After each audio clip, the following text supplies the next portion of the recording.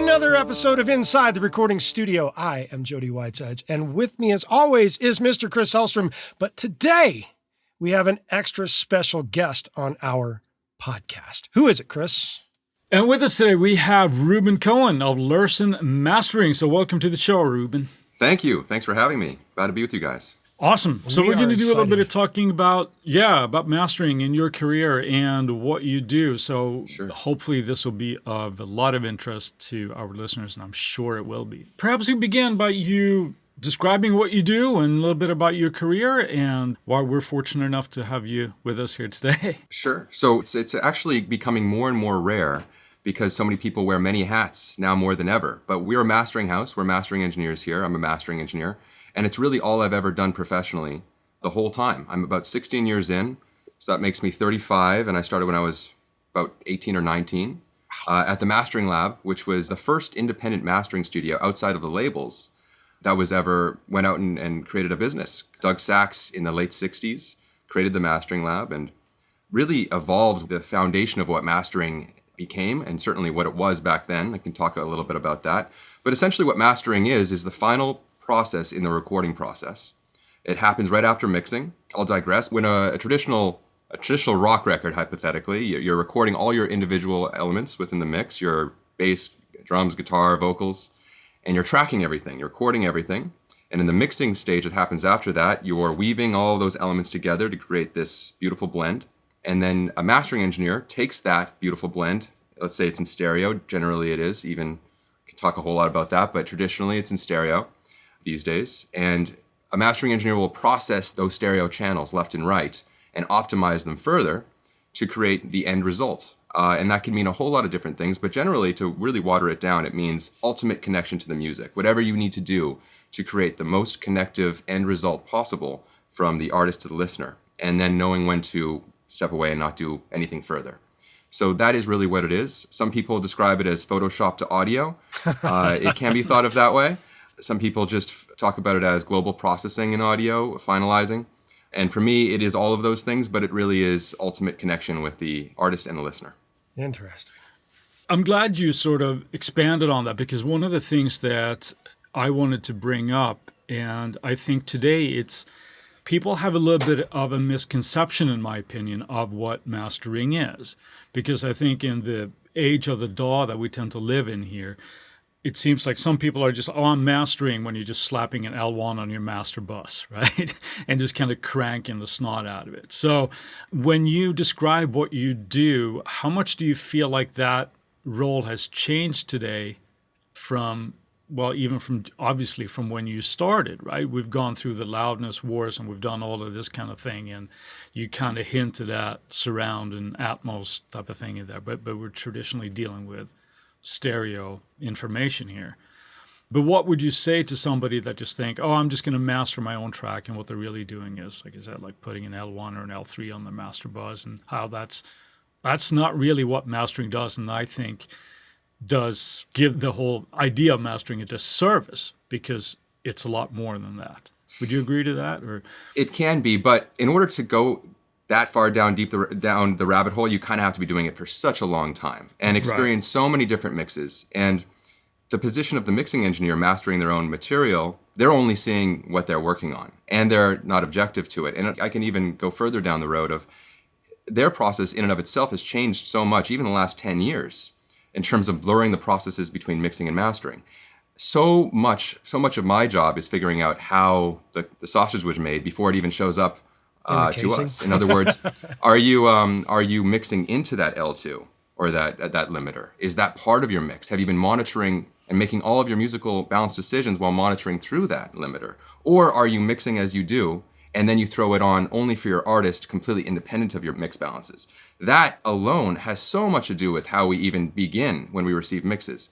But mastering is always gets the award for the most misunderstood process. It's very esoteric. It requires you sitting in front of, or just being in this position for many, many years, hopefully learning from somebody that's been doing it for many, many years, that can really help you go very far down the road without getting in your own way. Because I feel like I'm already standing on the shoulders of giants. Gavin was feeling like he was standing on the shoulders of giants because he got to learn from Doug. And Doug, decades of trial and error and trying this versus that, and best practices were developed based off that. So it's almost such an advantage to just start from that point, and that's where Gavin started. And of course, technology and the way that we even ingest music has changed all through that and evolved. So all of Doug's years, all of Gavin's years, and then I started in 2005 just mastering. I got to stand on those combined shoulders, allows me to really, really just focus on from here forward. So you went to MI, and both Chris and I also attended MI at very different times and I'm assuming different reasons. I went for guitar. Chris went for guitar and keyboards. Yeah. You went. What did you go to MI for? Did you go for recording, or did you do something else? Funny enough, I was also guitar. I started out in GIT and then transferred from GIT over to RIT, which was the recording program. And I figured at the time that I could actually have the best of both worlds. This was when I was, 18, because I could do all the open counseling guitar clinic workshops outside of the curriculum. You kind of show up, it's volunteer based. And then I could have my core curriculum in the recording major. Mm-hmm. So I found that was the best path for me. That gave me the foundation, just the fundamentals, the basic concepts and the ideas, but really my schooling felt like it started at the mastering lab when I started my internship in 2005. And then about a year after that, we started Lursen mastering in 2006. And you started with Gavin. Yeah, yes. What was that road for you? Because I know of very few people, and that might say more about me than it does about anything else, but very few people that sort of had the intention of going into mastering. What was that decision process for you? Was it something that you sort of fell into, or was it something that you had a goal to sort of focus primarily on mastering? It started as something that I fell into, and then it turned into something that I had more of a goal, or at least was seduced by it along the way. Because I think it's one of those things where, especially in that time, this is at the same time where the Pro Tools M-Box was just beginning to enter the home, so much was changing. Mastering tools, they were just beginning digital mastering tools for people working inside the box were just starting to be developed. The idea of doing mastering by yourself was very, very just unheard of and very discouraged, certainly. You had to go to a place. So understanding mastering further than just that wasn't available to us. We could maybe go to Mix Magazine and read some articles or some interviews, but nobody could experience this until you were in a studio. So the idea of even beginning to understand what mastering was or having a calling towards it just didn't exist. You kind of had to hang out and see if you resonated with it. And that's what it was for me. I just knew that I wanted to be in the studio. I was fascinated by it. I made it my business to be the first person there and the last person to leave every day, not because I was trying to prove myself to anybody or anything like that, but I just wanted to be there.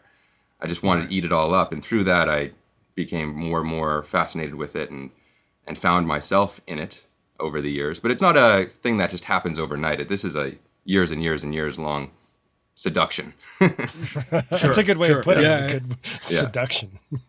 Right. Did you ever have, though, before you went into that, did you have the idea of, you mentioned you playing guitar, to sort of be the guitar playing artist and sort of like mix your own stuff, or was it always looking a little bit further down the road of going into the mastering thing that you said that you kind of fell into? But yeah, I knew I wanted to be in music in some way. Originally, probably as anybody does, they wanted to maybe be a rock star or a producer of some sort, and it really just fell into place that I just found that to be my calling along the way.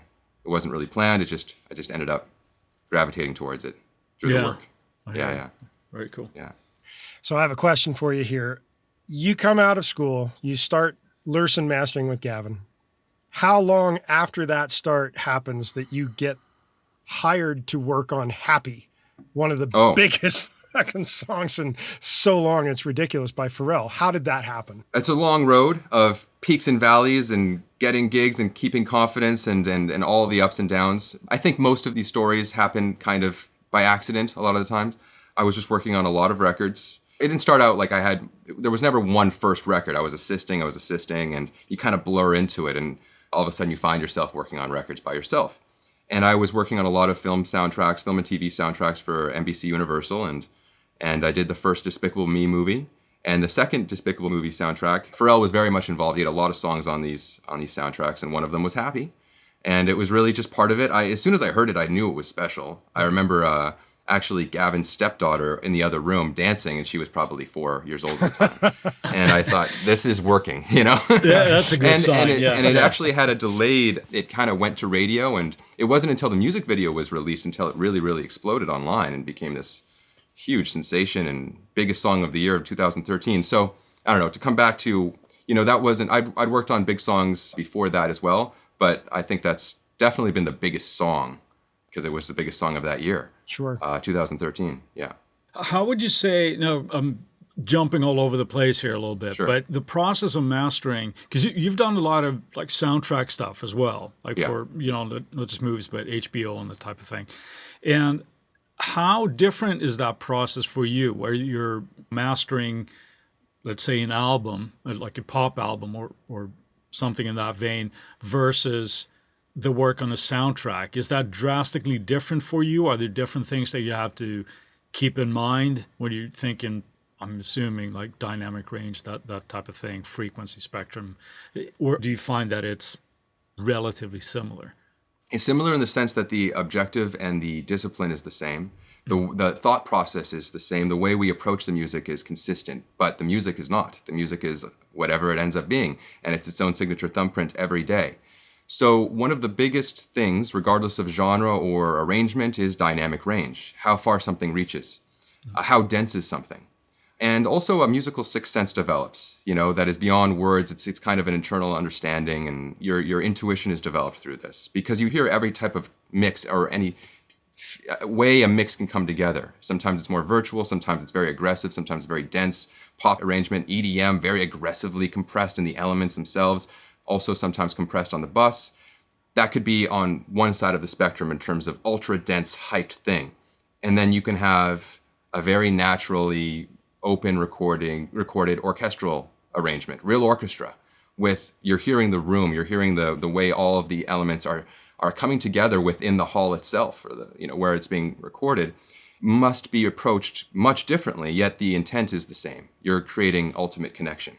So how far to push something, how far to dynamically process something, or how far to not dynamically process something has everything to do with our process. And then with that, EQing as part of that. So EQ has a shape. To kind of go a little further, maybe a 12-song album, doesn't matter the genre, shows up on our desk one day. We don't even know. It can be pop, but that can mean a super hyped thing, or it can be more of a relaxed open thing.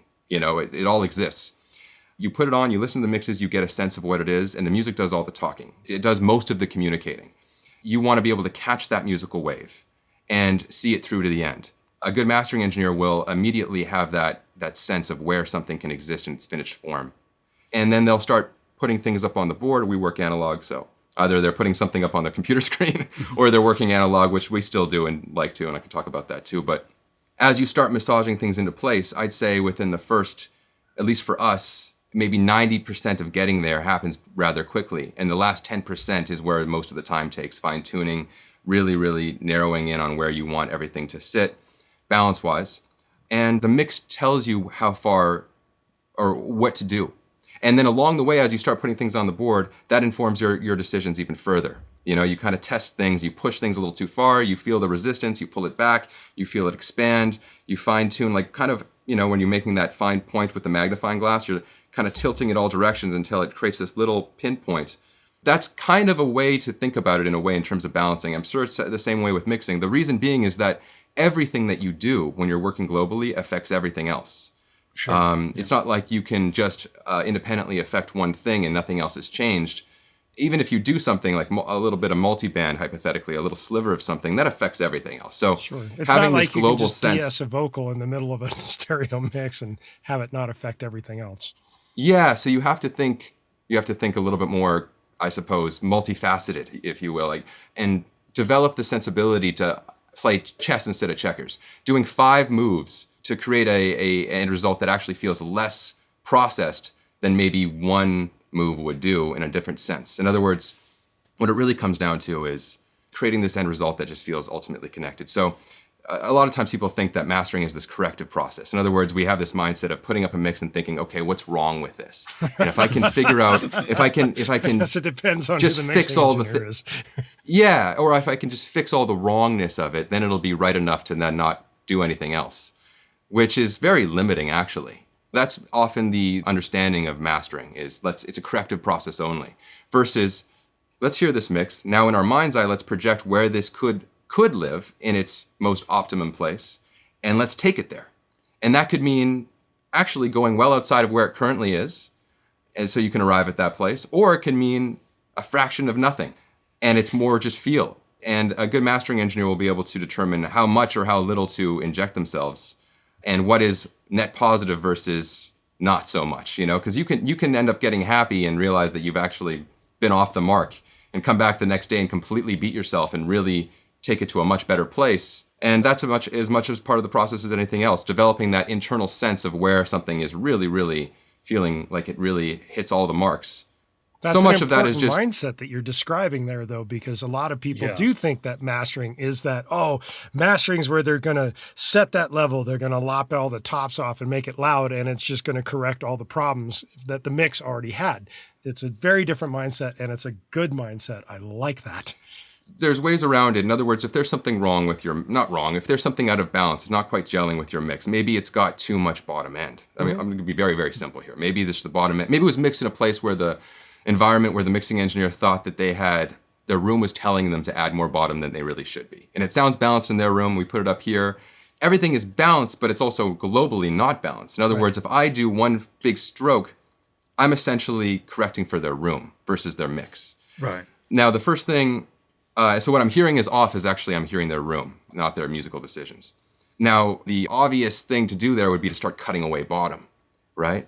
But a good mastering engineer will size up all of everything that's going on in the arrangement, the relationship of the elements within the arrangement, and it could be that they actually do the opposite. They end up opening up the top. But maybe based off what's happening in the arrangement, when they open up the top, it exposes the vocal in a way that's not so flattering. So maybe you got to do maybe a little bit of high frequency limiting on that vocal. And now as you're opening up the top, that's pushing back against you, and that's influencing you in real time to shape the bottom a little differently according to what's coming out of the speakers. And this is mastering, kind of talking conceptually, but you're dealing with all of these things, all of these processes that are interrelating all as one to create this process that actually hopefully feels very non-processed and very musical and natural, if that's what you're trying to bring. Other times, we'll throw a mix through some saturator and really get dirty and gritty because that was the intent. But even that feels natural and musical when we do that based off what was presented to us. So I can just go ramble on about all these different scenarios, but at the end of the day, we're always trying to bring that, in other words, we're bringing that connectivity, whatever that means for whatever's brought to us. So when you say you're running through something like a saturator, that almost instantaneously, I think a lot of people are going to listen to say, oh, that just means run some sort of distortion or saturation plug on my DAW. But you mentioned analog. So how are you doing that analog-wise? Well, there's so many ways you can do it. You can have a little bit of tube saturation, and that could be just a little bit of, I don't know, I think of it as like peach fuzz. It's just a little bit of that. We know it as tube saturation. Or you can go really heavy-handed and go through. I like to use this Overstayer MAS harmonic enhancer, which really creates a lot of character. And really, it's a kind of a way, at least the way I use it, is to get a whole lot of hype without compressing, because it's a way of compressing without anything moving. It's like a densifier, and it's an expander. It's kind of like expands outward as it pushes back at the same time. And so I'll use that for various scenarios. A lot of times, and I could talk a whole lot about this, I use it when somebody mixes into heavy bus processing, but they're not actually happy with their heavy bus processing because it feels very processed. Yet they found their balances because they mixed into it, so they're kind of married to that. And if they take it off or lessen it or back it off to any degree, their mix kind of spreads out and falls apart. This is actually not a good scenario to be in, but it is a scenario that we find ourselves dealing with quite often based off the way people make records these days, kind of mixing and mastering at the same time. So I find that a lot of times sometimes if somebody mixes heavy into something on the bus and then removes it or lessens it, I can re-slam it with this that ends up kind of putting the car in reverse and goes around into a different lane and ends up musically being something that's the best way to go about handling this particular scenario. Just for the record, this is actually in many ways not the best way. That is already introducing a little bit of compromise, even though we might end up with something really great. And I could talk a whole lot about this because it's something that happens quite a lot. In other words, people mixing into a whole lot of bus processing, even though they're not happy doing it, removing it, making a disconnect from the order of events, and then going around and having me re-slam it. It can be done, and we do it, and a lot of people are put in that position, in our position. It's never the best way, but it can be a way if that's the best way available to you. Right. The best way, I find, is to mix just the way that you want to mix, and without any type of compromises, in other words, not having to force anything. Just mix musically the best way that you're able to do it. Hand that to a mastering engineer with no change at all. Have them master it from that place. No altering it for a mastering engineer based off how you mixed. A straight shot, mix, master, that always is the best way. Let's bring up the example of Metallica when they had that. Apparently, the mixes were slammed already to the hilt where there was no room left to do the mastering job, so to speak. Is that still a recommendation, or would you say, hey, no, maybe you guys ought to back this off before you give it to us? The whole idea, and I work a lot on that band, so I'm familiar with that. But I won't talk about that particular scenario. But I'll talk about this scenario in general. When somebody pushes something too far, Sure. it usually has to do with somebody. Okay, well, when you push something too far on a bus, the bus can be a crutch. It can give you that instant gratification because it's just squeezing everything for you, meaning you don't have to squeeze everything up until that point as much because it's doing it all for you, and it's usually a way to get pretty far with less amount of time. That's what I find. I also find that when people do that, they feel like they can remove that and have me go around and do it better than they did it. I always find that when you do that, that introduces a level of compromise because of what I just said. So there is some shortcomings around that. That being said, there's a lot of people that mix heavy into bus processing and they really know what they're doing. And it's very, very musical and they've got that down. And they're kind of mixing and kind of mastering and mixing at the same time to some degree. And at least conceptually because they're leaning so heavy onto that bus. The best case scenario is to use that for mastering, I've found, and not alter that and maybe back off the limiter because that is musically baked in dynamically. The relationships of the elements within the mix is all as the mixer heard it. And if you remove a limiter at that point, you're skewing those relationships. Sure. And then you're kind of putting them back together with some extra character and some extra whatever we bring as all together. It's like I said, it can work, but it's always not as good as the straight shot situation. And people are at a disadvantage because this is what happened. I saw this maybe 10 years ago. Mixing engineers would mix the way they mixed, and they wouldn't be worried about level, but they were worried about keeping their artist happy to keep the gig. And so they'd mix it, and then they'd throw on a limiter just for their artist, right? Just to get it up to level to kind of simulate what mastering was going to do. But it wasn't their mix. Sometimes the artist would actually never hear their actual mix. They'd hear their mix with a little bit of limiting on top of that. And so when it came time for the date of mastering, all they had to do was remove the limiter. They were back to their mix. We take their mix just as they mixed it, master it from that point, beat their reference, because it's pretty easy to beat because we're specialists in this process. And what they had was just a level limiter. So we can introduce all this musicality and everything that people know us to bring. And that worked. So that spread around the industry and everybody said, oh, when it comes to mastering, remove your limiter. Why would you want that limiter there? They're going to be able to relimit it in a better way.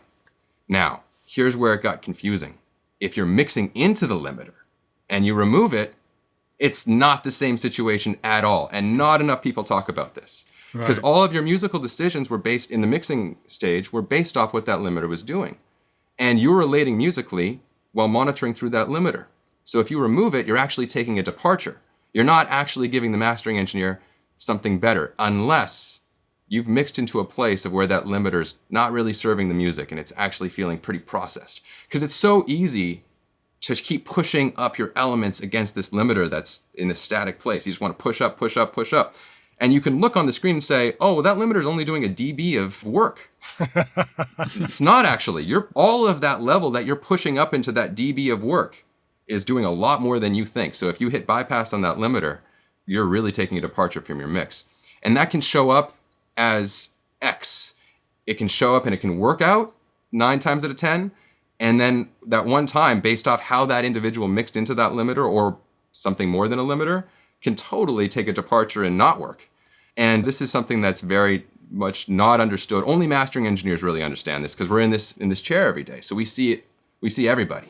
And that's just something that I've noticed. So what I try to preach out there, and I have these conversations quite a bit about mixing into bus processing, is as you're mixing into bus processing, know that you're getting more and more married to that. And that is something that you're working up musically. And to bypass that before mastering, just be aware that that's what's going to happen. If you do that, you're going to alter your balances. And one solution that can work for some people is to mix as they mix and not worry about level. And do it the old way is a good solution if you want the ultimum. If you're going to be using a mastering engineer, mix as you normally would mix, throw on a limiter just for your artist. But if your artist has notes, don't address the notes with the limiter on it. Take the limiter back off. Address the notes, throw it back on just the way you had it, make sure the notes hold. That way, when it comes to time for mastering, you can take off this limiter, which it sounds, most people don't want on there for us anyway. And we're really working from something that they did without any departure. This is kind of complicated stuff. It's funny, I talk to a lot of people, and I have to talk about it maybe 3 or 4 times before they really get it. Because it makes good sense, though. Yeah. Because it is that. I mean, it's a little bit of almost like, I can compare it to, might sound like a dumb comparison, but when you're talk about demo-itis, you get so married to a certain sound of the song where it's just like you've just thrown shit up and just to have the song down, right?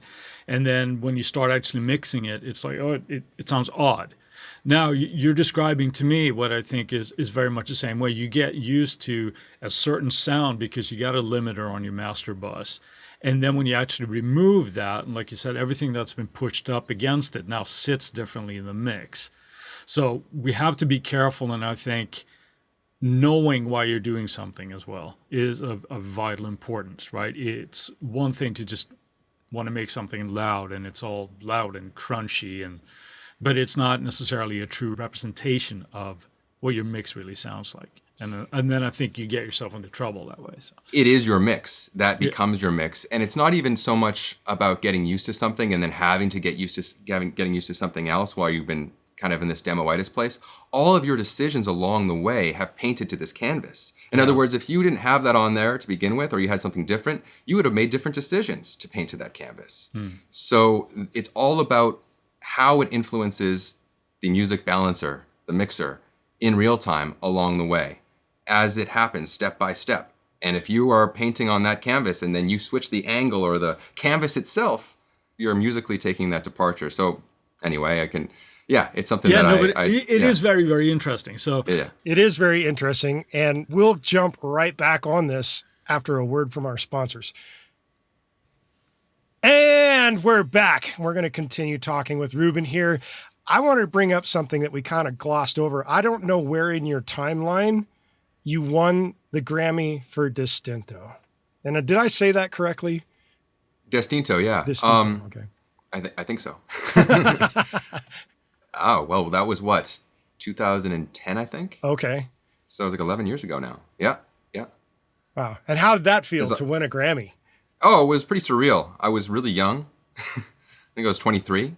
It was actually, I'm glad it happened early on because it's a fun show, but then it kind of just goes back to your daily work after it's, right. It's good for your parents' bragging rights, Right. And it's good for business, it gives some extra confidence. It shows that, but it's funny because we work on so many great records that don't see the light of day, right. that are completely eligible for all of the praise and accolades. It's good for business. It's all of those things. But for me personally, it's just about working on music every day. It's working with people, being in the ability to create something really great and continually surprise yourself.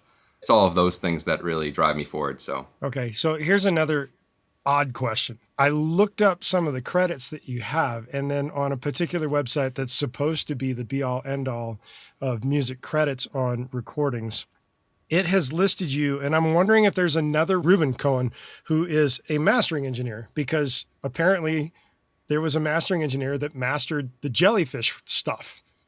And I'm assuming that wasn't you. No, it was. Oh, it was you. Sometimes with reissue work, they will date the original date of when it was originally released. Ah. So yes, those records are so special, aren't they? Oh, those 2 records? Yeah, we actually dedicated a whole episode to that, and we still get people that will comment on the episode saying, "Oh my God, somebody actually referenced this album. It's like my favorite thing ever." And of course, it is 2 of my favorite records ever, and I have pretty much everything ever released by Jellyfish and members thereof, including Imperial Drag demos. So, okay. We did a lot of, I think this was probably about 10 years ago. Gavin and I both worked on these. There was some, rare, demos and, radio performances and stuff like that. For the 4-box set? I'm trying to remember now. I don't know how it was released now. It was a while back. But I know we remastered both those albums at 192. Oh, wow. Yep. And there was a lot of live stuff that went along with that too around those years. I'm not sure how it was released, but yeah, it's amazing. I think we just added another hour to the podcast here because Jody's going to pick your brain. Yeah, out. I got to pick your brain on this because I do know that Roger and Andy recorded some of that stuff digitally speaking. So usually they say whatever your original sample rate is, if you go higher than that, it's really not helping you. But you just said you went and did that at 192. And I'm assuming at the time they recorded those in the 90s, you're probably talking 44.1 16-bit. Could be. I think we got 192 digital files to work from. How those were derived, I don't know. Okay. But it definitely didn't sound all digital. It sounded very analog. So it could be a mixture of the two. Yes, there's no reason to upsample. You're only going to negatively affect something just by going through the process of sample rate converting anything from anything else. I don't like sample rate conversion. I try to avoid it as much as possible. In fact, one of the big benefits of working analog and mastering is you can completely not have to go through sample rate conversion. Sure. Because we have an analog process between us. So you can play back at whatever sample rate on your playback side, convert it from digital to analog, and then on the back end, on your capture side, you can record in at whatever sample rate you want. So, for instance, we do a lot of reissue work. We talked about Metallica. I maybe about, 4 or 5 years ago now, I redid And Justice for All from the original analog tapes. Okay. And we mastered it twice. We mastered it for vinyl right off the analog tapes through the console to 96, and that was for vinyl. And then separately, directly to 44 for all of the platforms and including the CD release. Okay. So no sample rate conversion at all, just straight shot in, captured at whatever the resolution was needed for the master deliverable. That brings up a question for me in my mind, because I have talked to another mastering engineer here who works down on the Sony lot. And he does one master for all. And you're talking about a master for vinyl, a master for digital, etc. Do you prefer doing different masters because of the format that it's going to, or how does that work for you guys? So in terms of balance, in terms of musical balance decisions, we find that if you have a good cutter, those musical balance decisions will translate no matter if it's coming off vinyl or if it's coming off CD or the streaming platforms. The musical intent, the balances themselves, is very much all about the musicality, and it'll translate. And it's something actually that Doug Sachs would preach. One master for all is what you're saying? Never EQ for a format is what he used to say. Okay. Which kind of is another way of just saying the same thing. In other words, bringing your best musicality, bringing your balances, that will translate. Now, if you take a mix and you process it outside of where the mix kind of wants to be or was intended by the mixer, and you push something further, there's no reason to do that, first off, especially now. So when we come up with something in a finished form and we say this is deemed as done and everybody approves, that's going to translate pretty darn well. But if you go outside of that and you try to make something and force something outside and push it to a place of where maybe it sounds like another album that was maybe mixed for that in terms of hype, and you go to vinyl, it's usually not going to translate very well. It's going to feel like you're hearing the processing before the music. And that's something that we always try to avoid.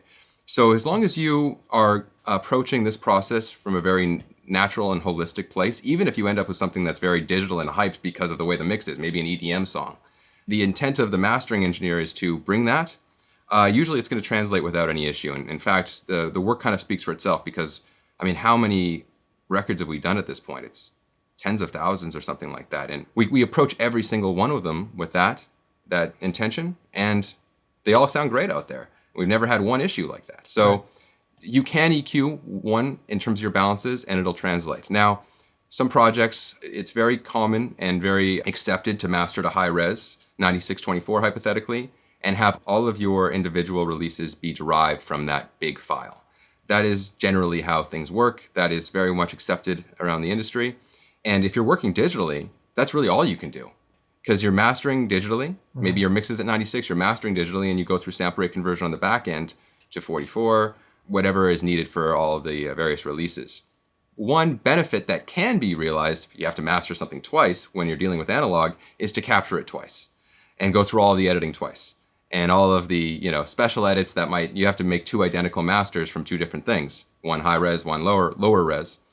And not all projects call for that because it's double the mastering, in terms of their budgets and timeline.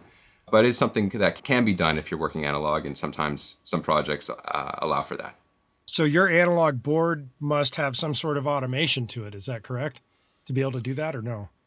No, there's no automation on the board. All the automation that we do is by hand. So we'll be writing knobs musically from section to section. But what we would do is literally just set the capture interface to whatever sample rate and bit depth we want to capture at. It's just a separate setup. So you don't have to automate that. You just set it. So you run more than one interface at the same time to capture those? No, it would be two separate sittings. In other words, generally the way that would work is we'd send out the 96K on one day. Maybe there'd be some back and forth. Maybe there's a mix update. Maybe there's a mastering note. Maybe there's whatever it could be. We get a final approved 96K version. We have all our notes documented. And then on a separate day, we just recall everything and print it at 44.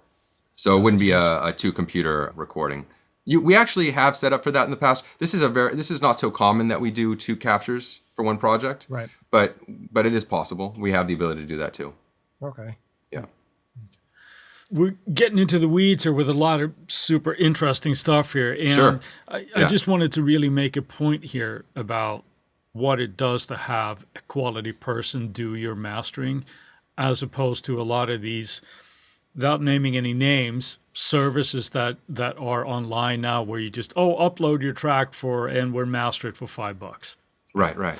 Next time you're thinking about mastering your song, keep that in mind. Okay? So it does make a difference. I don't want to shit on anybody here, but there obviously is a huge difference when you have a person sitting in front of the board and making all these human decisions to kind of make the best out of the music or where it can be. Right? Yeah, and it's not to say that AI mastering is certainly a solution for a lot of situations. If somebody doesn't have the time or budget to get something up to essentially where something kind of needs to live, something like that could be very useful. What we do is very much a human process. It's the same way a musician plays an instrument. There's something beyond even the musician in terms of understanding. It has to do with intuition that's beyond words, or really it's just more of an internal understanding and what you can bring. It's very, very complicated and complex and very much a musical process. So that's what we bring in this. Right. I don't know that a machine can ever do what a human could do in that way, but it's only getting better. And we are very much interested in that world too. And we've developed software. It's not AI software, but it's mastering software that's very much developed off our go-to ways about processing audio. It's a plugin called the LMC by IK Multimedia. And it was kind of the idea behind that tool was to kind of inform the user. And there is some AI in there in a sense, because as you work with it, it works with you to make sure that you don't roll a gutter ball. It kind of keeps you on the straight and narrow. And it allows you to create something that's pretty darn great fairly easily, because it's kind of like Instagram to audio. You try to color correct it. It's very intuitive. I could teach my grandmother how to do that with very little, technical knowledge, and she could probably get it looking pretty good. That's what this tool does too. So I still feel that to really get something great, you do need a human being to be steering the ship a little bit. But that's kind of that tool is something that kind of does a little bit of both, because there's a lot of what we bring underneath the hood. So as soon as you push up into it, you're kind of getting what we would bring to some degree just by default. Yeah. You don't even have to understand it. It happens. So I have one more question here, Jody, that I'd like to go get ahead. in while I'm still thinking about it. Obviously, you generally work with a certain level of clientele, shall we say? So I'm assuming you're used to getting a certain standard of mixes that when you come in. But what would you say that is the most common issue, shall we say, when you get mixes from perhaps not the top level guys that you have to master? What are the common issues that you find that yourself might have to correct for, or perhaps even go back to the mix engineer and go, hey, you know what, you'd be better off to adjust this before we try to get to mastering? Sure. Well, by the way, we work on big projects with a lot of marketing and awareness around them, but we work on a lot of projects that are independently done that don't have the marketing or awareness around them. And we're not alone. Most mastering houses, more music is being made now than ever before. Yeah. And most of the music doesn't have the marketing behind it, yet there's so much of it. So that is the state of the mastering business, certainly. And it's been that way for a long time. It's not just big projects done by people that have a lot of experience. We work with everybody, anybody on the side. A lot of people assume that we don't work on projects that are maybe people starting out and things like that. But we're open to work with anybody. One thing that I do see that is kind of a common thing that I have to navigate with people is kind of what I was talking a little about before. People leaning on the bus too much, even though they feel like they should remove that for us. And the disconnects that can happen along the way with that. I think we've already talked a lot about that, but that's certainly something. Okay. And then, of course, another thing is when somebody mixes into a bus and then changes that bus halfway through, and now they've skewed everything, and now they're kind of, it's almost like when you bend a spoon and you try to bend it back, it's weakened. Right. Or you know, I mean, it's exactly like it's become more. It's not back to where it was. It's kind of, you're seeing the issue around not just. I mean, it's kind of a strange analogy, but that's kind of one way to think about it. You know, or shaking an Etch-a-Sketch is another way. You know, you're losing what you're doing because you're changing it along the way. So I've kind of found that in my own process, and I see it as a consistency being on this end of where people kind of shoot themselves a little bit in the foot.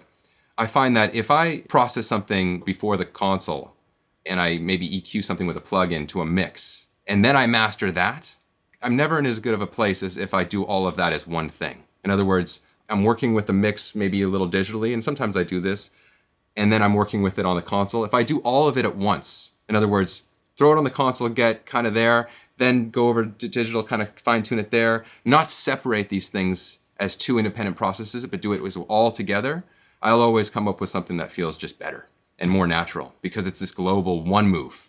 Many moves as one move, not parting it out into slivers of that. There's so much that's sacred and very, very to the music's advantage to have a mixing stage and then a mastering stage and have those two things be very defined. Where have we thought of that before? It's something that's tried and it just works and it's great. Here's where it doesn't work so much, which is a little bit confusing. And I've had this has been proven to me over and over again. Somebody mixes it, they get happy with their mix, then they throw it through another process, and that brings them a little further towards mastering. And they get this instant gratification. Maybe it's a tape emulation plugin. And they say, wow, this sounds great. I really love this. And then I master that. Not even knowing that something before this tape plugin exists, because maybe the communication, maybe they forgot. This happens quite often. And then maybe I'll master that whole record that way, thinking that that's what the mix is. And then I'll get the original mixes. This has happened without that process. The way it was mixed to begin with, that's generally always going to beat it. Even though the person got this instant gratification by adding this little this sliver of processing in between the mixing and mastering, thinking that they're helping themselves. I would actually, and this is very conceptually based, I'll probably be able to do that in a better way. Because maybe their mixes were a little dark and they threw it through something and it brightened them up a little bit. It would be better if I did all the brightening on this end as one big process. So what I'm really leading to is it's such a benefit to have a defined mixing stage and a defined mastering stage and not all of these little creative things in between. That usually that doesn't help anything except for take a departure in some way. Or it gets you that, it's like a 2 steps forward, 1 step back kind of situation versus just 3 steps forward. That makes good sense. That makes really good sense. And we've actually discussed that multiple times where very definitive stages in the recording process where you have your tracking phase. Try not to mix during your tracking phase. And then you have your mix phase.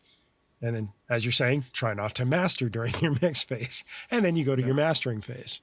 And it kind of goes back to what I was saying. If you, let's say, and this just happened not so long ago when somebody mixed their album, got happy, and then threw on a tape emulation plugin.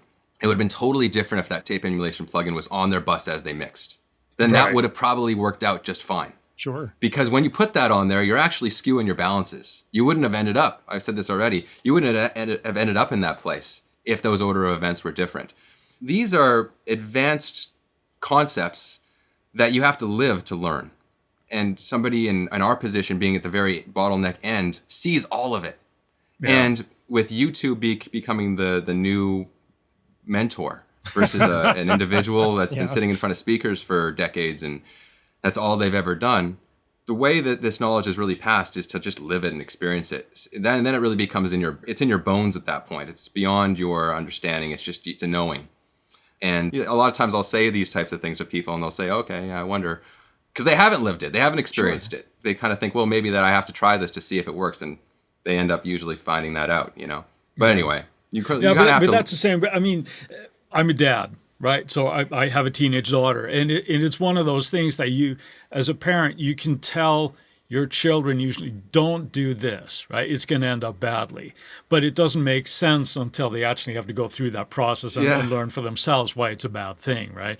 And the same thing goes for, here again, your two-bus processing, right?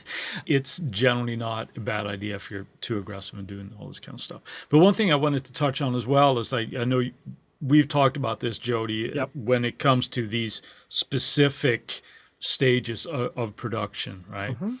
And I think we've all heard this kind of thing. Oh, they'll fix that in mastering. But having the mindset of record like there is no mixing, right? And mix like there is no mastering, right? So trying to leave, hopefully, as few headaches for somebody like you, Reuben, and that way you can jump in at a higher level type of thing and do the thing you do and take it to a whole different place, as opposed to having to fix a bunch of issues instead of just making it better, right? Certainly. Well, I said this a little bit ago where, you can't do one thing without affecting everything. Yeah. Right. So if you have something to fix, your attention is now kind of being drawn towards that, whereas it might not have to be in a situation where you don't have to do that. In other words, you're going to get more from us, from me, or our process if we don't have to do that so much. And usually if that's the case, it's so easy to just get some mixing engineer on the phone and say, hey, your snare is very loud or something like that. Or your vocal's buried in the mix and I'm having to pull out this vocal, but along with the vocal something else. And if you give me a vocal up, it's going to be so much better. So, if I end up having that inner dialogue as I'm working, that I'm having to kind of dig something out, I'll usually just get somebody on the phone or write an email. And it's so easy to recall anything these days. It's not like it used to be, where you have to reprint a tape or something like that. So sure. Real quick there, you mentioned something about getting a vocal up. Now, most people don't even think about the various outputs that they can do on a particular mix. As I set up a mix template that actually has 7 different outputs all at once, where there's a vocal up, there's a vocal down, there's the actual mix, there's an instrumental, a cappella, lead only, and background only kind of thing. When you mention give me a vocal up, is that the kind of thing you say, hey, maybe if you give me the vocal up mix, that would be a better mastering job? Or is that you're going to blend that in somehow? Well, first off, that sounds like a very efficient Pro Tools session template you have. I do. It is. Well, it saves me 7 times the amount of exports because it does it all at once. That's probably very valuable for a lot of people. That's great. So a vocal up with just 1 dB up without any type of approaching it with trying to create a vocal up is one thing. If the vocal seems buried and your mastering engineer calls you and says, hey, I'm trying to dig out the vocal, but if you gave me a vocal up, it would be better. Sometimes it's just a straight 1 dB or a 7/10 dB, 7/10 of a dB up, and you can just literally raise it up and print it. But probably what's better is to look at it again and weave it in again. Most likely. Of course. Because then instead of just a blank 1 dB up, then the mixing engineer is putting back their mixing engineer cap. And along with that vocal, they might have to readjust this or that to massage things into place. And then we kind of relook at it. And it's not going to be the same setting with the vocals now up. It's going to be, now I'm going to relate to this new thing. Sure. And position what I'm positioning based off what's being fed. That's, again, a musical approach versus a conceptual clinical approach. Yes, certainly. One thing I wanted to ask you as well, and this kind of leads into it, I think. I'm assuming that most of the time you get delivered a stereo mix for you to master. Do you guys ever get delivered, or prefer perhaps to avoid some of the issues we're just talking about, to simply get stems from, and I'm talking actual stems here, not multi-tracks, but if you get like stems so that you can do those slight adjustments during the mastering stage, or is that less common for you? It's less common. It's also a little bit of a different mindset. If I am working with stems, first thing is I have to know if there was anything on the bus that these stems don't represent. Because if you part out stems, you good point. most cases have to bypass your bus. your bus is acting on something that's being summed. When you part them out, you're summing based off only those grouped stems. Maybe you have a drum stem, hypothetically, or maybe you have this or that, but you're still parting it out and you're eliminating that bus. So if you're mixing into something on the bus, best thing to do would be recreating that here in the Pro Tools session.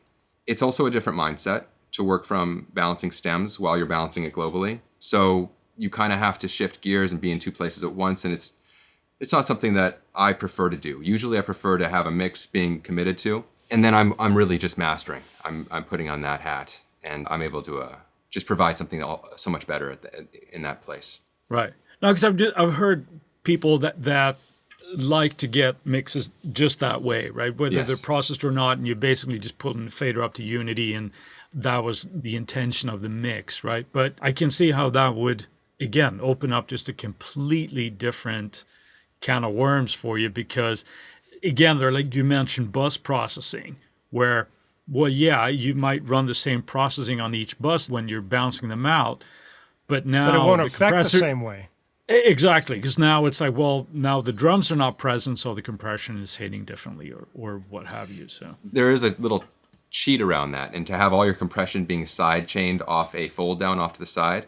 So in other words, your individual stems are being processed as though they were summing, even though they're not. Right. And that is the beginning to a solution for mastering with the absence of a bus, thus object-based formats. And I could talk a lot about that too, because I actually developed a solution for mastering in Atmos as though you have a bus, but with the absence of a bus, which is basically just that. And it has to do with multiple layers of folding something down to mono and having all your dynamic processes being keyed off and sidechain off that mono fold down, maintaining correlation as though they were on a bus. And you can do this in series. In other words, compress into compression and have all of that work as though it was on a bus, even though it's not. That sounds very much like my crazy template for 7 outputs at once. Yeah, in a sense it is. It's like kind of thinking at the very end and working backwards so you can part everything out as though. So anyway, there are ways around it. Best case scenario, mix it, be confident in your mix, feel good about your mix, give it to a mastering engineer, have them be a mastering engineer. That's always the best way. Trying to have a mastering engineer be somewhat of a mixing engineer usually is because the mixing engineer is not feeling a little bit insecure. Yeah. And you're already at a place of where you're kind of losing to begin with if you're in that place, you know. So hopefully you're not in that place. And you know, the way I would approach that situation is I would listen to the mix, I'd throw it up on the board, I'd get them on the phone, I'd say, hey, if you do this, that, and the other, you'll probably end up with something better. Then they send that, and we work that way. And you know, that's a different type of dynamic. That's not just a traditional hire me for a mastering a record. That's almost mixed consult. Let's get this better. And sometimes there's time and budget for that. Sometimes there's not. Sometimes it's, hey, this is really good, but call this person. They'll help you along the way, and then send it to me. We can do that too. So all of that happens. In terms of trends in mastering, you briefly just mentioned Dolby Atmos. And I know that a month or so ago, I actually emailed Gavin about 360 RA. Are you familiar with that one as well? Or 360 RA, a different format? It's the Sony version of Dolby Atmos. Yeah, Sony 360? Yeah. Sure. So the reason why I was asking about that from Gavin, and I would assume it would probably also fall in your lap, is that I'm about to be producing a couple of artists that are going to be promoted through that. So Gavin's response, and I don't know if it would fall in line with yours, is that there isn't that much Dolby Atmos work really going. Is that true? Or? Oh, there is. Maybe he said something different. There's certainly a lot of people doing it. I'm not sure how much demand there is out there yet for it. Right. I think that was more his point, is that the demand is not super heavy yet. They're not that there because people don't really they don't understand what it is yet. They don't understand why they should have it yet. Right. There's just a lot of confusion altogether. There's also a lot of repurposed records to kind of lead the charge that were never produced for Atmos. They were produced for stereo. They were thought the ideas behind them were constructed for stereo, and then they're being reimagined. Another non-straight line. Exactly. Musically.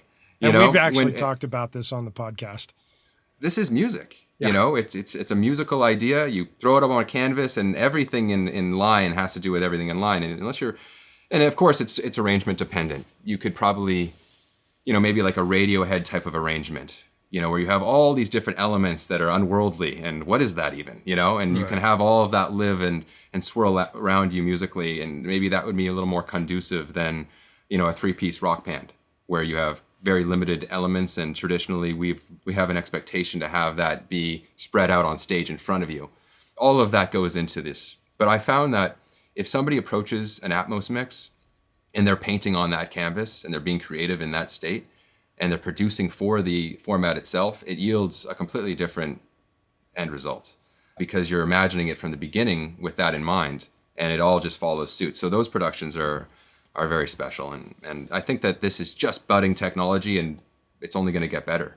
So, well, and we that have being said, do you think listening to something that's originally designed for stereo, trying to be reimagined for Dolby, compared to something that was made now strictly for Dolby and folds down into stereo, which sounds better in the Dolby world to you, or the 360 concept to you?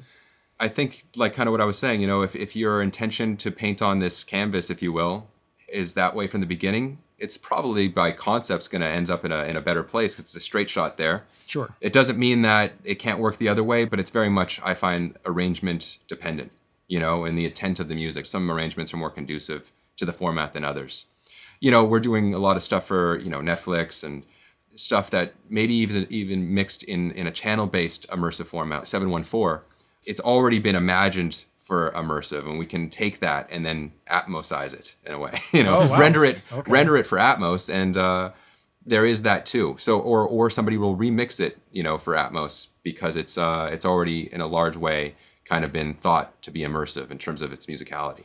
Interesting. Excuse me one second. I'm gonna. Other trends that are coming up in mastering and maybe shifting, because there was a period of time where we denote them as called the loudness wars. What is currently going on in that regard with mastering and mixes? What do you see as a trend happening now? Yeah. Well, the streaming platforms have really put a nail in the coffin for the loudness wars. So it's a good thing. You know, it's funny when I started out, or even before I stepped a foot into the mastering lab, I was at MI, and I thought to myself, I'm gonna be somebody that makes loud records. 'Cause that sounds like a good idea to me. I actually thought that. I thought maybe I'll be one of these people that leans a little more loud. Because why wouldn't you think that? Right. I want to be I heard. thought I was going to be a really fast guitar player too, but here we are. And then you get educated and you realize that loudness is as much a part of the musicality as anything else. And really what it comes down to is density. Yeah. Loudness is density. Because if you're dealing with a summed mix, you can even look at the waveform and it has its peaks and valleys. And if you squeeze down those peaks, you have something denser, which leaves you headroom to then raise it back up. So if you're working up against digital zero and you have a denser end result, either happening in the mix or with what we do to densify things further musically, the more dense something is, the more loud it will be. Now, density has everything to do with the musicality. And to over-densify something in our stage that it hasn't been mixed for, you're going to start hearing the processing before the music. And that should be an indication of, or can be an indication of how far to go before you start wanting to stop. Becoming sensitive to that point and really keying in on that has to do with the limitations of how far you can push something based off the dynamic range of the mix at hand or groups of mixes at hand. Sometimes you have to find a common denominator, and a good mastering engineer will be able to deliver that in a way that has no compromises most of the time. And I could talk a little bit about that too, because sometimes you're dealing with a very dense pop arrangement that has to live on the same release as a very open, wide dynamics orchestral score. This is very common. Disney movies have this all the time. Real orchestra done by the best of the best. And you have a top 40 artist and it all has to live on the same canvas. What do you do in that scenario? So a good mastering engineer will be able to deliver something that has no compromises on either. So yes, the loudness wars really had to do with, and this probably peaked, I don't know, around 2008 or 9 or something like that, where everybody was really trying to out loud each other. Not everybody, but a lot of people were. We were never doing that. We always put music first, and we developed that reputation and trust. It was actually not even developed, it was just maintaining that reputation and trust because that is the way we approached records. And it's not that we didn't make things loud, but we made things loud musically, or as loud as they musically wanted to be, if that's what we were trying to achieve musically. Doesn't mean that we should make everything as loud and push it to maximum, because loudness has a sound based off the density. Of course, you can lean a little bit more that way, and you might need to compress musically a little bit more that way if that's what you're trying to go for, or if that's where you're feeling that it's pulling you, or that's the intent. or you can relax it a little bit, and you can end up in and realize something in a slightly more relaxed, gentler place, which opens up all of this textural feel and, I suppose, tonality that wouldn't be available to you if you try to juice it too much. So it's really a musical choice. And the good news is that it all will fly, because you don't need to try to be the loudest thing in the world, because, well, you never did to begin with, but you really don't now because of the streaming platforms lowering everything to a lower common denominator, usually around minus 13 LUFS. Yeah, that is a measurement based off an average level Right, the over a LUFS time scale, duration. yeah. Yes, so it's not something that, you can have something measured at a certain place and sound louder, and you can have something measured at a different place and it measures louder but sounds lower. It really has to do with the arrangement and the density and how much bottom end there is, and what the information is doing to trick that meter. So there is measured level and then there's perceived level. It's all of that together. So you can have something that is hitting at LUFS minus 8 and it lives just fine next to something that is living at minus LUFS 11 and then also minus LUFS 7. And they can all sound perception-wise at the proper level, but they're all measuring at that place. So that exists as well. So that's why this is very much a human process. Right. Still. A question about the streaming services here, because I think it is technically known that Spotify lives at minus 14 and Apple lives at minus 16. How do you deal with that in a particular master? Because they're set for their automatic adjustments. They're going to move to that level on their software. So how do you work that? So the way to work that is to not worry about it actually so much, because you're certainly not going to be aiming for that level. You have to have a one-size-fits-all. And it could be, and it has already, that these platforms are changing their specs halfway through their release of these specs. They're not going to necessarily stay at that level. And all it is a normalization downward. You're literally taking the output and just turning it digitally down. Right. So let's say everybody's dealing, whether you're going to a professional mastering house or you're working in Pro Tools or GarageBand in your bedroom, everybody's dealing with digital zero if they're working in a DAW. Sure. And it's the same for everybody. Digital zero is digital zero, doesn't matter where you go. And if you're working up against digital zero, at true zero, and you're pushing your level up against your dynamic processes and mastering, and you have a limiter at the very end and you work backwards from there and you're pushing up level and essentially you're densifying until you don't want to push up anymore. You kind of relax it, you kind of find you narrowing in on, you're finding the sweet spot in this place.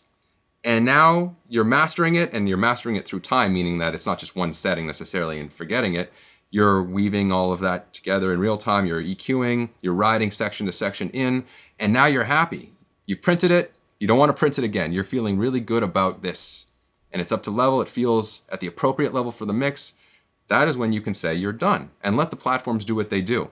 If they lower something, that's fine, because your musicality is baked in there and committed to. So if they lower it, that all exists there. You can turn it back up with your volume knob and it's going to translate.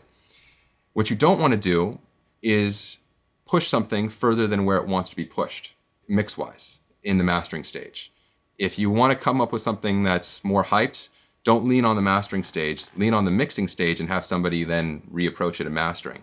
And that's the best way to do it. If you try to choke something or try to mangle something into a finished place in the mastering stage, you're approaching it from a place of compromise, and now more than ever, because what's going to happen is you've over-densified something, and now you're starting to hear the processing instead of the music first a little bit, or you're aware of the processing, and it's being lowered anyway. So let's say you got a dB extra level that you didn't want. It's now being lowered an extra dB on the platforms. You're ending up with a louder, smaller end result. Or a flatter mix, for that matter. A less musical, a musically compromised, smaller, more processed-sounding end result that is not going to sound as big on the platforms either.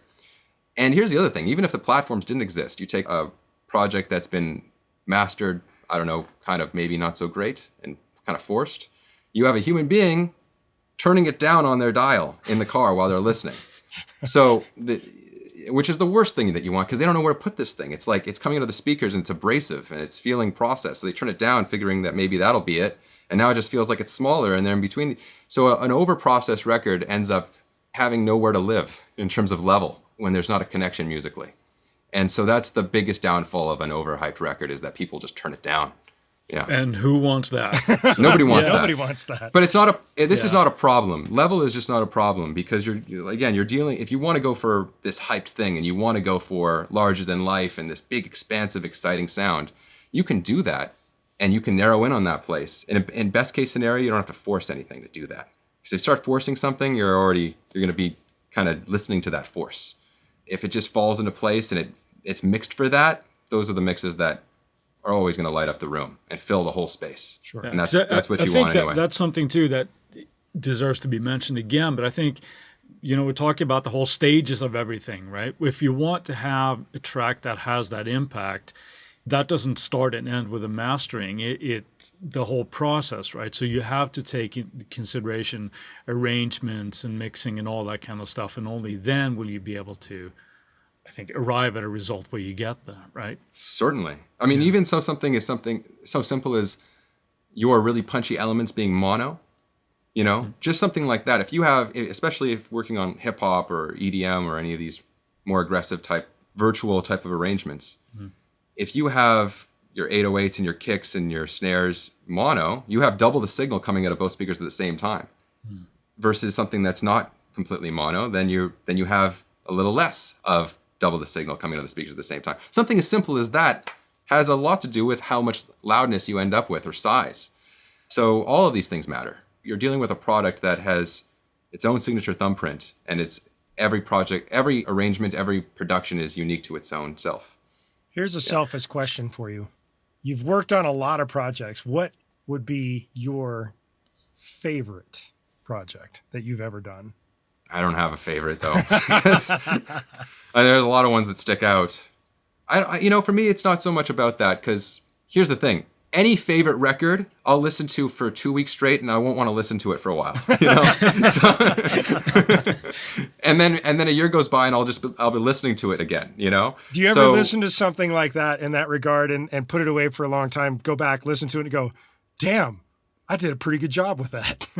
Yeah, sure. I mean, that's the beauty of it, is that you have this whole catalog of stuff that you worked on, and it doesn't have to be stuff that I've worked on either. I enjoy records that other people I listen to records that Gavin works on. He listens to records that I work on, or my other colleagues. So I do love listening to music. I get a lot of music in my world every day working on new music. Of course. But in terms of favorite records, there's so many. I mean, there's orchestral scores, there's bands, there's artists, there's reissue work. We work on a different album or more every single day, 5 days a week, lots of weekends as well.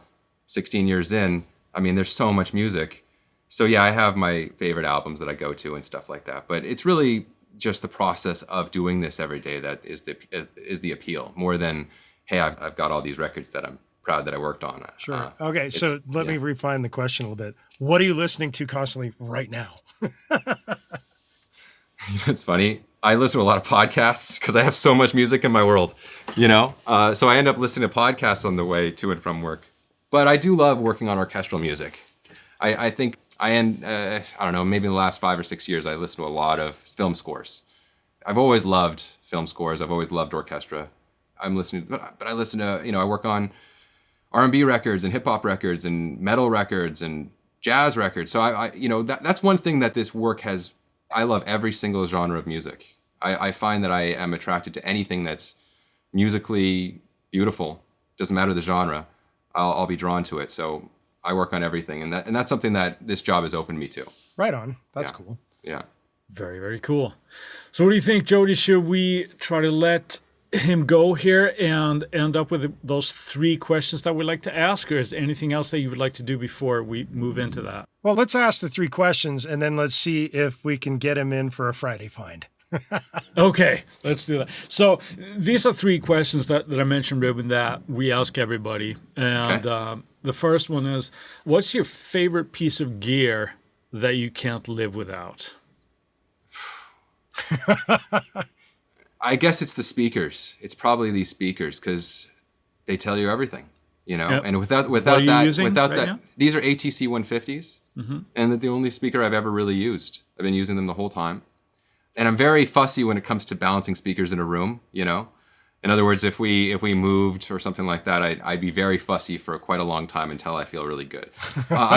We moved about 6 or something years ago, and it takes a little bit of time to acclimatize. We had another studio, thankfully, at the time to transition through that. Wait, so you're not in the location that I came and sat with you when I had a particular mix mastered by you? That might have been in Hollywood. Was that in Hollywood? Yeah. Or was that well, no, Burbank? North That was in Hollywood. I'm thinking, was it off of Magnolia? No. Okay, so you were here. So yeah, this is in Burbank. We've been here about 7 years now, and we're about 6 years. Oh, so we were in I think Hollywood it is before the that. location. So that was the location in Burbank, right? Yes. So we've been here that long, and then before that, we were in Hollywood about 10 years.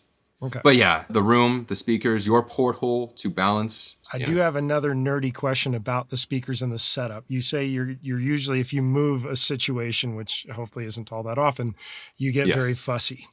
And is part of that fussiness like the phasing issues that might happen, and how do you correct for that?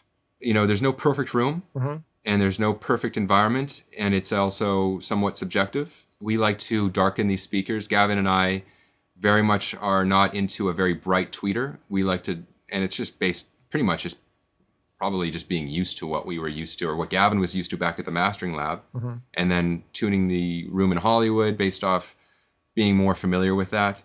And then I've kind of fallen into that over, just been acclimatized to that. So in terms of phase issues, orientation of where you place the speakers in the room, where you're sitting in the room, what is, if you have a null point in the room, where every room has a null point. So dealing with that using absorption panels, diffusion panels, all of the things that you do, bass traps, to work with your room and how you integrate all of that.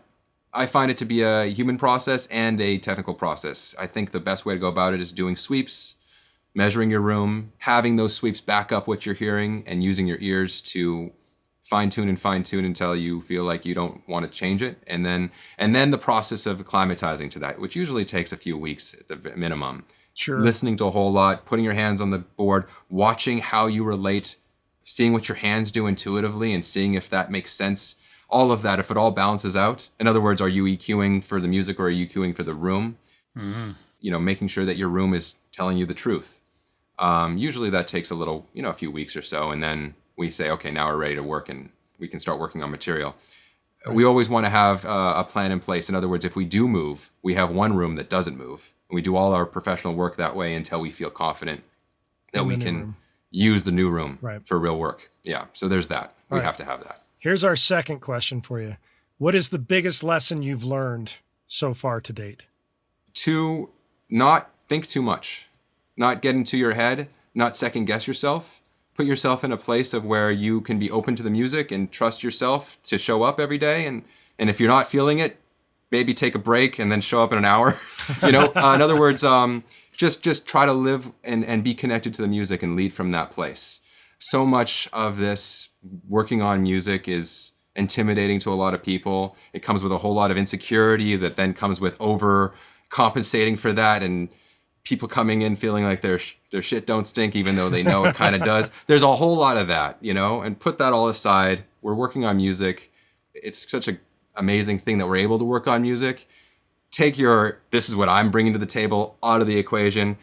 Being fortunate enough to be able to have this stuff come through you so you can show up every day and bring that to the table and then move on to the next one. That's what it's all about. I don't know. I think maybe the biggest thing that I've learned is to EQ myself as I'm EQing the music. In other words, allowing myself to not get in my own head and just always remember to try to connect with the music. If I'm in that place, it's very hard to miss, actually. It's kind of like you can't miss. It's like, when you're playing guitar and the mics are being set up and you're playing it for a few times and you're feeling it, you can't miss. But now when you're on take 40 and you're all inside your head and you're trying to nail it, you're never going to nail it. You nailed it on take 1 while the mics were being set up. So that is as much a part of this process, is developing that intuition and exercising that like a muscle and being confident in that so you can show up in that place every day versus using your brain and having to rely on that. Of course, when you're learning this, you have to use your brain until you can, like learning an instrument. You learn all the scales, you learn music theory, you lodge that and you put it in your back pocket, you pull it out when you need it, but you're going to do your best work if you're just going off your musical intuition. And that's what this is. Just like mixing or mastering, if you lead from that place. Anyway, that's what I found. And I find that translates to anything artistic at all. If you're in this second guessing artist phase, you're probably not in your true form. If you're in your direct connective, in the flow state phase, it's very hard to miss. And to try to get that every day is the task at hand. Yes. Yeah. All right. So the last question here, and you've almost kind of maybe answered it already, but what's the piece of advice that you universally give when somebody asks you for advice? Well, that's a really broad question. It is a very broad Let's make question. it musically speaking into the mastering Yeah, world. music. Yeah, let's say for your world, when it comes to music, or let's say that somebody wants to be the next Reuben Cohen. Reuben Cohen, right? What would you advise that person to do? To be a mastering engineer or to... Yeah, let's just go with mastering. Yeah. Well, it's a tricky thing because best case scenario, you can learn from somebody that really has done it for a long, long time. If you can find that, and that's a very rare, unique, privileged position to be in. It's so rare. If you can find that, that's your best bet. Then, like I was saying, you're standing on those shoulders and you're really learning from somebody that really knows. But if that's not available to you, it doesn't mean that you can't teach yourself and learn along the way. I mean, most of what you're going to learn in this is staying up really late at night and proving things to yourself that only you're going to ever really understand through doing it. I was talking to somebody that was young the other day, and they said, don't I need to go to school and I learn from this? And yes, that would be all great. But most of what you end up learning is just by doing it and doing it by yourself. And you're going to learn things at midnight, and that's going to forever impact your career moving forward. And the only way to get there is by putting in that time. So I feel like as long as you keep showing up, and even if you don't notice yourself improving, if you're still doing it, if you still just keep showing up and do it every day and you find that consistency, like anything else, like playing an instrument, like being in business, like doing anything at all, you're going to refine your abilities and you're going to start realizing the subtleties of things and becoming more sensitive to the subtleties of things. And through that, you develop your sensibilities and your ways about going about it, and you keep on growing. There's many aspects to this job. It's not just a musical job. It's a job of being in service. It's a job of making sure that you stay on budget and deadline, and keeping confidence and trust with your clients. All of that comes into this. We've spent a lot of time talking about the musical and technical aspect of this, but being of service so that you can perpetuate this ever-going freight train that a lot of people are on board. It's not, we have a small team here. A lot of people depend on Gavin and I to EQ the music. We have managers, we have production editors, we're all on this train together, and all our clients that depend on us as well. Mixing engineers, producers, artists that have worked with us for a long, long, long time. They expect something of us. We have to, it's all unspoken. They just know that if they make the call, we're going to be ready to deliver. And they know that they don't have to communicate anything to us. They just know we're there for them. That has everything to do with being in business just as much as being able to make something sound good. So that goes with this too, is understanding all of that. That's all part of it too. Fantastic. Absolutely. Well, I think on that note, we are going to thank you for your time here. It's been wonderful to talk to you, wonderful to meet you. Lots of wisdom there. So thank you for giving us this time. I really appreciate it. Likewise. Thank you both. This was great. I really enjoyed it. Yeah. Well, if you want to stick around, it's time for our Friday Finds. Chris, are you ready to do this because of the fact you got a hammer going above your head? What the hell? Yeah, there's some construction going on here. I don't know what the heck it is, but please disregard the man behind the curtain. Right? No, so maybe we should say to Reuben first what our Friday Finds is. It's basically something that we've discovered through the week that's added some kind of value into whatever we do. And for me, it is an artist this week, actually musical, an album, where this artist, Venus Theory, goes by, has an album called Motions and Echoes. And I've been on a trip lately with, I like more ambient, sort of soundscapey, kind of almost like underscore type of stuff. So that has to be my Friday find for this week. It's Venus Theory and Motions and Echoes. What about you, Jody? My Friday find this week actually comes from the Waves Corporation. They've just released a brand new plugin called Harmonize, which allows you to apparently do up to 8 voices of harmonization on vocals in real time and make it sound like 8 different people rather than the same person being sent through a harmonizer. That is my understanding of the plugin. They're doing an introductory offer. Of course, they say that it's eventually going to be like $149, but my guess is that it will end up on their $29 list at some point in the future, as they usually tend to do. That would be my Friday find of this week. How about you, Reuben? Do you got something new? Okay. I mentioned this analog piece, this Overstayer MAS harmonic enhancer. Yes. And I recently used the plug-in version of it on a 714 score on a couple cues, and it did something very similar to what I used the analog. So it's that Overstayer MAS, and I think if you just type in that in Google and find the plugin. Can you spell out Overstayer? Because that sounds like a complicated word. Yeah, it's like over, Stayer, like over and stayer. Oh, Overstayer. Gotcha. I thought you were saying Ober.